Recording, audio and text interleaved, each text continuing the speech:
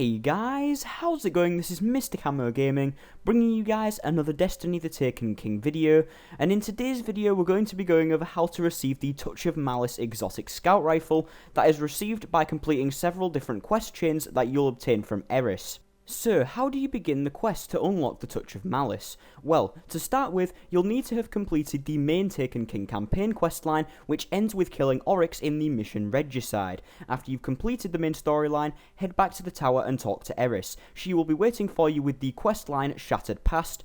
You'll want to accept this quest and then move on to the first step.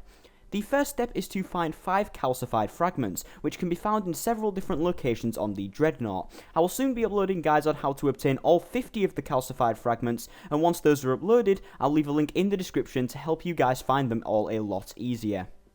Once you find 5 calcified fragments, you'll want to return to the tower and head back to Eris. This will end the Shattered Past questline, rewarding you with a reciprocal rune, some Crota's Bane reputation, and some experience. Next, you'll need to obtain a minimum of 15 calcified fragments, which once again I'll be uploading guides very soon. Once you have 15 fragments, head over to Eris and she will be waiting for you with the first part of the Hunger Pangs questline.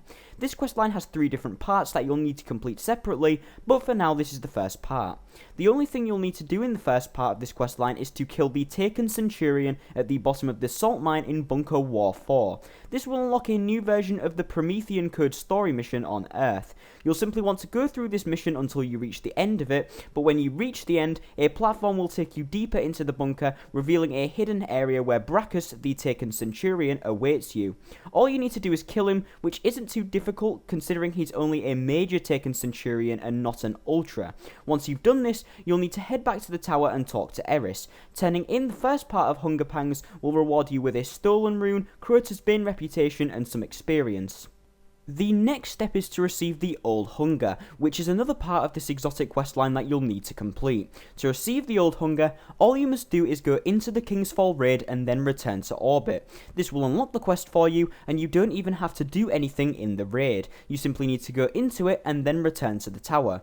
The first step of this mission is to go into the King's Fall raid and retrieve the Blade of Famine, the Shroud of Aranuk, and the Ravenous Heart. To receive these 3 items, you'll need to go into the King's Fall raid and kill the War Priest, Aranuk the Death Singer, and Oryx the Taken King. You'll receive each of these items after killing these bosses, and once you obtain all 3, you'll be asked to return to Eris in the tower. When you return, she will be waiting for you with the final step in the Old Hunger questline. The final step is to bring Eris 50 Hadium Flakes, 50 weapon parts, and 25 worm spore. This is pretty simple. You'll just need to do some farming for Hadium Flakes on the Dreadnought, and you should be able to obtain the weapon parts and worm spore very easily. After retrieving all of these items, return to Eris once more and give the items to her. She will reward you with an antiquated rune, Crota's Bane reputation, and some experience.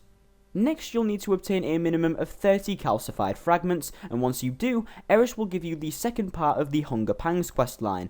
This part will tell you to enter the Black Garden and claim the essence of the feast. This will unlock a special level 41 version of the Undying Mind Strike, which can be found on Mars. This strike is not match made, so you can either do it solo or bring some friends along for the ride. Once in the strike, venture your way to the end where the Undying Mind will be waiting for you and get it down to 50% health. Once you do this, a Taken Knight will spawn called Morgath Lawkeeper. You'll need to kill Morgath as quickly as you possibly can, as the Vex around you will shoot at him, and if they kill him, you will not receive the next step of the quest and you'll have to redo the mission. Once you've killed Morgath, return to Eris in the tower, and she will reward you with a stolen rune, Crota's Bane reputation, and some experience.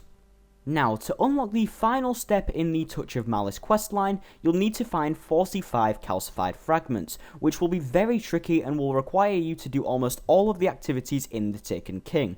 Once you do this, however, you'll unlock the final Hunger Pangs questline.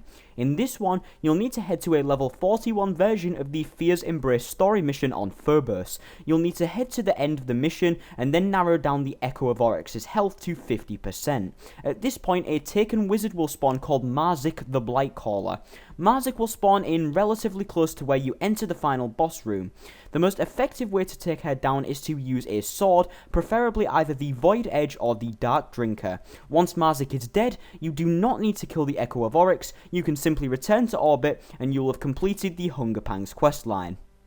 After this, return to the tower and Eris will be waiting for you with your shiny new Touch of Malice exotic scout rifle that comes at 310 attack.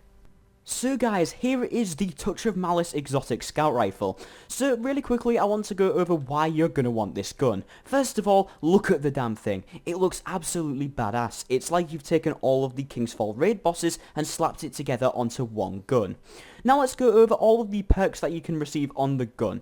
Of course, you can infuse the gun as you can with pretty much all legendary and exotic weapons in the game.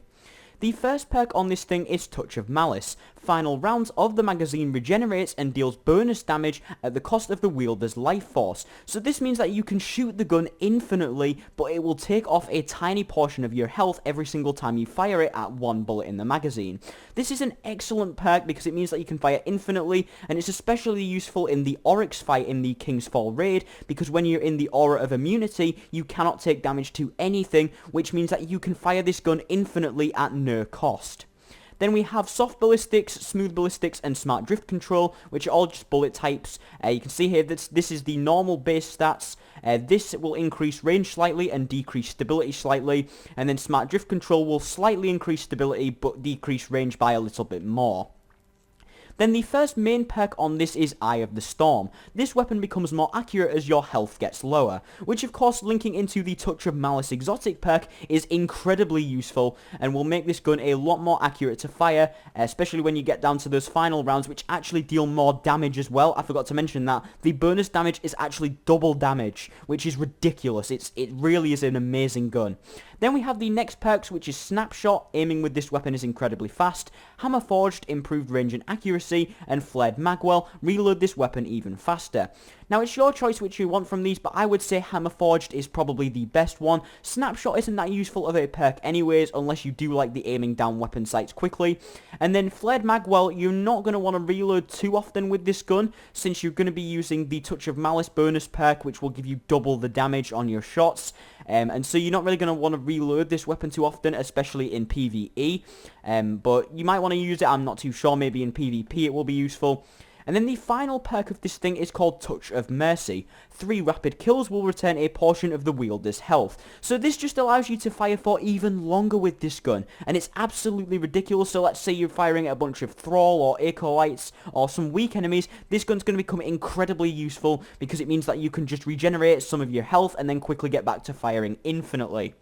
So guys, that is why you're going to want to get this beast of a gun. So guys, that is how you obtain the Touch of Malice exotic scout rifle in Destiny the Taken King. Have you received this weapon yet? If so, what do you think of it? Let me know in the comments section below. So thank you guys for watching this video. If you have enjoyed it, remember to smash that like button and don't forget to subscribe for daily gaming content. Remember to follow me on Facebook, Twitter and Twitch, links in the description below, and I'll see you guys in another video. So until then, ciao.